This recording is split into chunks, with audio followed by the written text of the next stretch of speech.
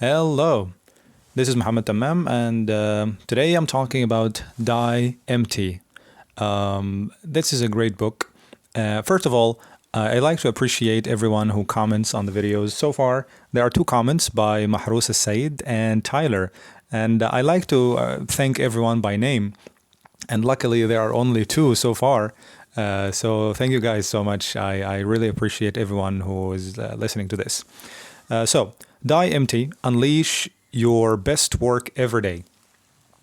There's a story at the beginning of this book that is really, really good. It's about a manager that gathered all the employees in his company and asked them a question. What is the richest place on earth? Now, when you think about this question, you might think of maybe Switzerland, because there are all the banks are in Switzerland, or maybe a country in the Gulf countries, because they have oil, or maybe a country in Africa because they have gold, or maybe America, maybe a country where a good economics. And many people have thoughts on this question. What is the richest place, the richest land on earth? But all of them were wrong. And the manager told them the richest place on earth is the grave. Why? Because dead people are there. And these people had ideas and dreams and goals and wishes, but most of them did not achieve them. The book starts with this story, and it's just a shocker when you think about it. It also starts with another story about a lady that lost a loved one, and she wrote on her house a big sign saying, "Before I die, I want to." And she left it blank. And people walking in the street left many things that they wanted to accomplish before they die. Someone said, "Before I die, I want to be loved, I want to understand, I want to become a millionaire," and so on. And this is the idea of the book. How to die empty, how to achieve everything you want to have, so that by the end of your life, you say, "I have no regrets. If I die today, I'm so happy. I have accomplished everything." Because on the other hand, dying full, the opposite of that spectrum, is really sad. You know, coming at the end of your life saying, "I wish I had done this. I wish I did that, and I wish, and I wish, and I wish." This is a very sad feeling. So how do you unleash your best work every day? This is the concept of the book. So there are many ideas and exercises. It's a really practical book, and you know, it's this one book that I could say it's the book that changed my life. And everyone has his own experience, but this book is really profound, and the concepts in it are really powerful. So how do we start on applying the exercises on this book? I have a lot of dreams. I have a lot of goals, and also everyone has them. How do we achieve them in our life, and how we know that we have to do something today. So how do we carry this out? There are a couple of ideas. The first one is the developer mentality. It goes like this. You have a paper, right? Bring a paper right now. I'll wait. And write down on the top of the paper, "Before I die, I want to," right? And underneath this paper, brainstorm every single thing you want to accomplish in your life. Before I die, I want to learn everything you want to learn, every country you want to travel to, every amount of money you want to have, every thing you want to buy, every person you want to meet, every experience you want to have, every person you want to help, everything, every experience you want to feel, every food you want to eat, everything. Just have a huge list, right? If you want to learn many languages, make one line for each language, right? French, Spanish, Japanese, Italian. Make it a huge list. Make it maybe like 100 goal. And then this would be your bucket list, and you will start achieving it from today. How does it work? How do you go on achieving everything you have on this list? Well, you have three things: mapping, making, and mishing. Mapping is looking at the big picture, looking at your goals and timing them. This is the most important thing. There are many advice on achieving your goals. Timing them and putting a deadline is the most important thing. Why? Because we procrastinate. When our goal has no deadline, like for example, I want to become successful.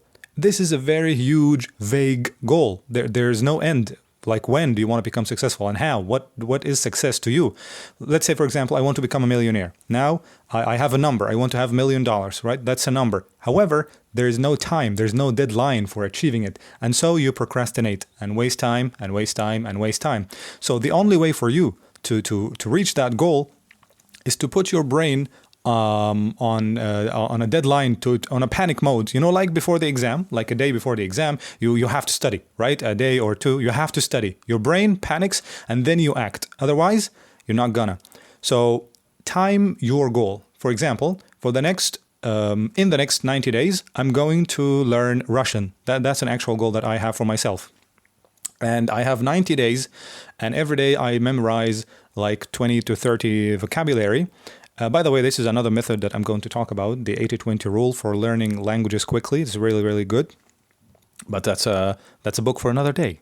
So anyways, in 90 days, I'm going to teach Russian for people. So I put myself and I booked a place and I had a course and someone to talk to online. So I put myself on the spot. This is the only way that you are going to push yourself every day and seeing that number going down. So number one is mapping. Number two is making. Making is seeing a progress that you do every day. So something tangible, like memorizing a couple of vocabulary, saving an X amount of money, recording a podcast or a book summary and uploading it on YouTube, for example. That's another goal that I'm working on. And the last thing is meshing. Meshing is putting these two together, and that needs order. So in the list that you have written, all the goals that you want to accomplish, right next to it, the one that you feel you can achieve the quickest. For example, in your goals, you want to learn languages and travel and make X amount of money. Which one seems more applicable or maybe two? So I can learn a language in 3 months, but I cannot travel right now because of the corona and so on. So I'm going to write 3 next to the goal that is going to take 3 months, 3M. And then next to a goal that I think will take a year, I'm going to write 1. And next to a goal that I think will take 5 years, I'm going to write 5, and so on. And start making the goals that are recent, that are easy, right?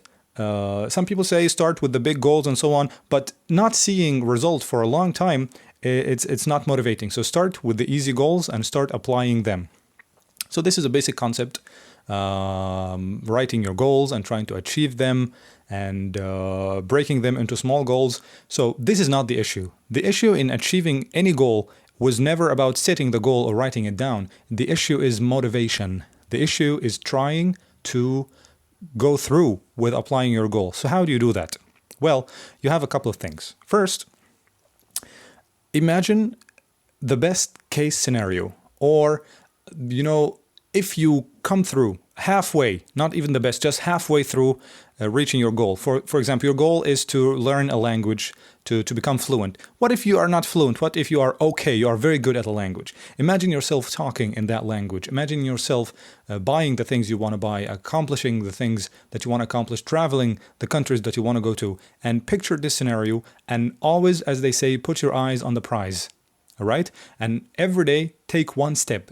Just one step ahead. Because when you only look at the huge goal that is going to take a lot of time and you know it, this paralyzes you. So if you have a job, for example, you are just an employee and your goal is to become a millionaire. This paralyzes you because you don't know what's the next step for you. Like how I'm going to become a millionaire. You're not, all right? You are an employee. So your next step is to increase your salary, then have a side hustle, then start a small business, then start a big one, then scale, then invest, then you might become a millionaire. Might. All right? And then you are going to come back to this book and tell me thank you very much. But anyways, another thing is the opposite of this exercise, which is more powerful. As you know, the two biggest motivations for people are pain and pleasure. The first exercise was pleasure, was imagining the best case scenario. This might push other people and other people not. So imagine the worst case scenario, which is not doing anything. Imagine yourself procrastinating and wasting your time and never taking a step, never going to the gym to get into the shape that you want to, never investing and starting your project and have the amount of money that you want to, never learning a language, never traveling the world, never doing anything. This is really tough, but pain is actually a stronger motivation for most people. Imagine the worst case scenario. Imagine you never did anything and you came at the end of your life very sad, looking at all the goals that you have written at the beginning, remember them, and not accomplishing any of them. What about trying? The idea of this book is you might not achieve all of them. You might have new goals after achieving some of them, but the process itself, trying and learning and traveling, if you are not going to learn all these languages, at least you'll learn 2 or 3 languages. That's still amazing. If you're not going to become a millionaire, you are going to make 6 figures, still very good. So the process of trying, you might see yourself so satisfied in the process, which is doing your best work every day. The last thing that I want to leave you with is a cool idea to push you, and it kind of pushes me to try to empty all the ideas and the great things that I have, is number one, imagine if there's a crew of people with cameras that try to document your day from the moment you wake up till the moment you go to sleep. And every time you think about this idea, what are they recording right now? Imagine that they are making a movie or a series about your life, a reality show about your life, right? You wake up and the cameras are rolling. So are they recording you meditating and studying and exercising and talking to people and going out and doing all the good stuff? So when you think of someone that is always watching you, you do better work. So think about this idea.